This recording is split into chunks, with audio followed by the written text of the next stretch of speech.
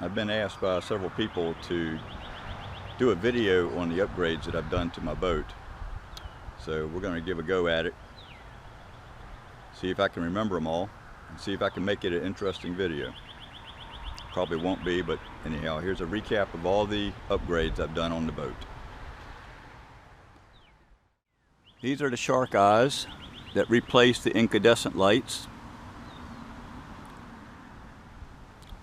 As you can see, really nice lights. And then we have the Minn Kota Riptide SP70. It is on a puck mount, which is through bolted to the deck.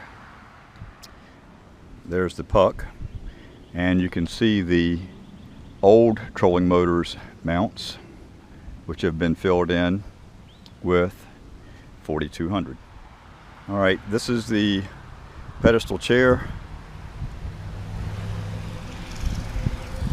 Very comfortable fishing, Jesse, if you're watching this video. And it is on a modified adjustable mount. I had to reduce it some because it was just too high, but that mount is adjustable. The pedestal is through bolted to the deck below. I guess the next upgrade would be the Scotty rod holders. These my son gave me. They are mounted to the grab rails, one on either side, fully adjustable. Right now they're in the outbound position. They can be turned, rotated 180 degrees to the inside, 90 degrees to the front. Very handy, and you'll see me using them if you're watching any of my fishing videos. Next upgrade, of course I didn't do this myself, are these triple rod holders. There's one on either side of the front jump seat. Very convenient. These rod holders gives me capacity for 6 rods, and then the 2 singles on either side in the rear give me another 4 for 10, and then the factory rod holders, 2 on either side, gives me a total of 14 rods that I could be carrying on the boat at any one time. Let's see, the Robo Cups. This is an add-on for holding drinks. They have a bottom that can be removed, and you can turn them into rod holders if you wish.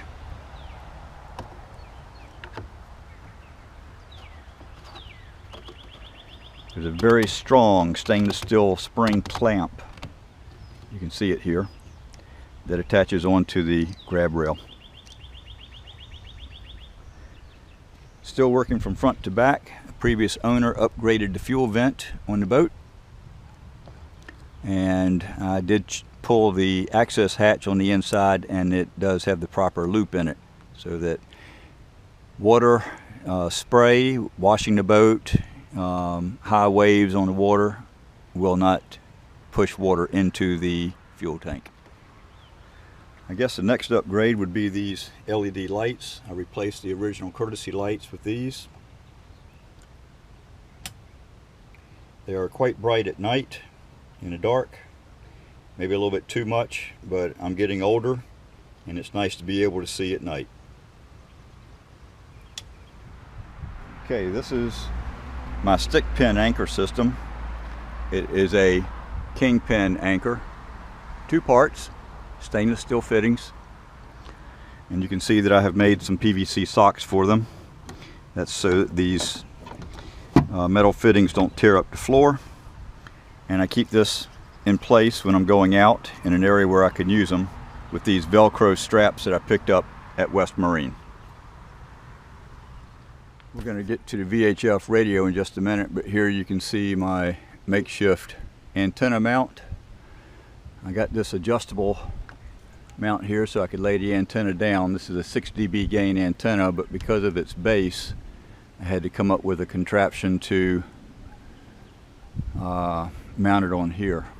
Okay, looking at the dash, we have the standard Horizon 1700 Explorer with built-in GPS and the Garmin 74SV. I used to have a 70DV on here, touchscreen, and I wanted chirp technology and side view, so I upgraded it to the 74SV. Getting down inside the center console, we see the timer for the live well. This is run off of the aerator switch on the console. And we also have a lighted switch here. This controls an LED light inside the center console so that I can see at night when I'm on the water if I'm reaching for something inside here. This is the second battery for the trolling motor, the 24-volt system. The yellow wire with the red tape on it, marked it as such because it is the interconnector between the two batteries, and I am also using it to tap 12 volts for the non-critical circuits. That 12 volts is coming off the battery in the rear. Over here you can see the Blue Sea Systems fuse panel that I installed. That's a modified fuse panel, and the last thing I'll do on this video is put up a slide of the electrical system, the electrical diagram, wiring diagram for the boat as it exists today. I've taken the access cover off, and you can see the new fuel sending unit, the WEMA 5.5 sending unit that I installed, as well as the new fuel line that runs from the tank to the engine.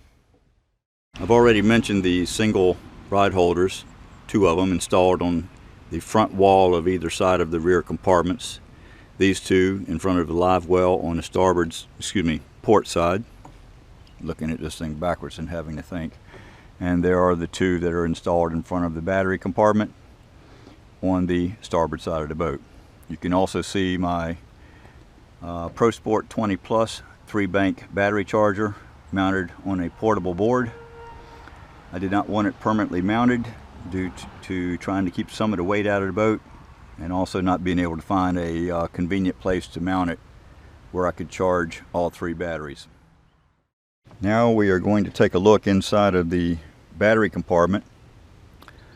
You can see the 2 switches that I have installed, kill switches.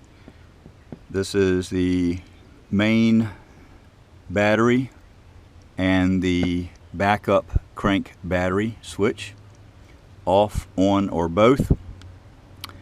This switch controls the trolling motor circuit and will kill the 24 volts if necessary.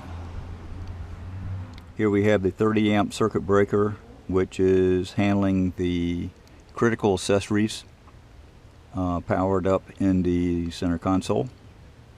This is nothing but a charging post to allow charging of the battery in the center console from the compartment here. 60 amp circuit breaker, which is for the trolling motor circuit, the 24 volt circuit. And at the moment you can see that the charging cables are all connected using stainless steel wing nuts. As I turn around to this side, you can see this is the new stainless steel head that I installed, replacing the aluminum head for the fuel water separator. This is the 12 volt bus, negative bus, that I installed to keep things a little cleaner, closer to the battery.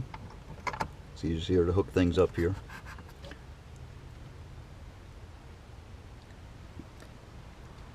A new stern light fixture. Also rewired the bilge pump float, which was not hooked up. It's now on a hot wire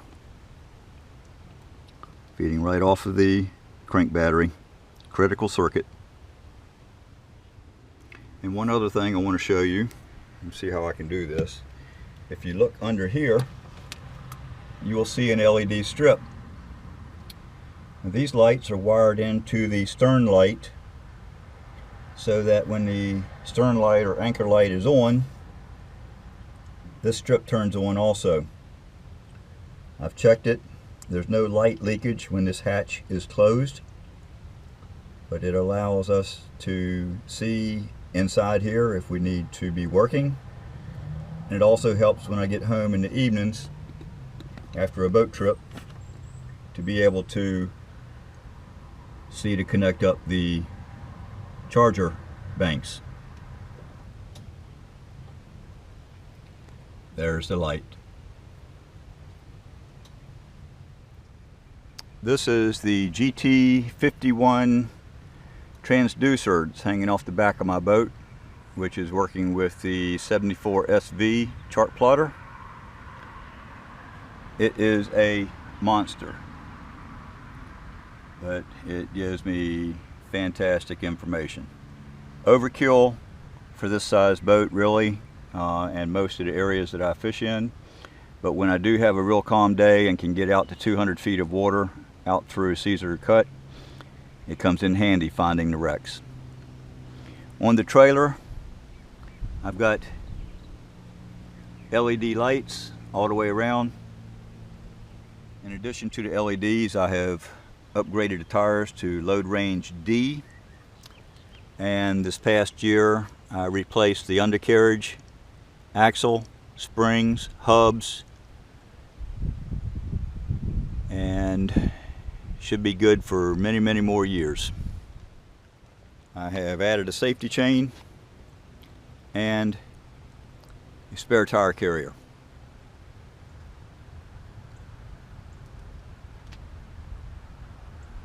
This boat trailer also has an extended tongue put on here by the previous owner.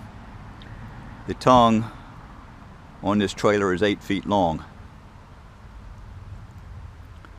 I believe the normal length is 5 feet. This is 3 feet longer.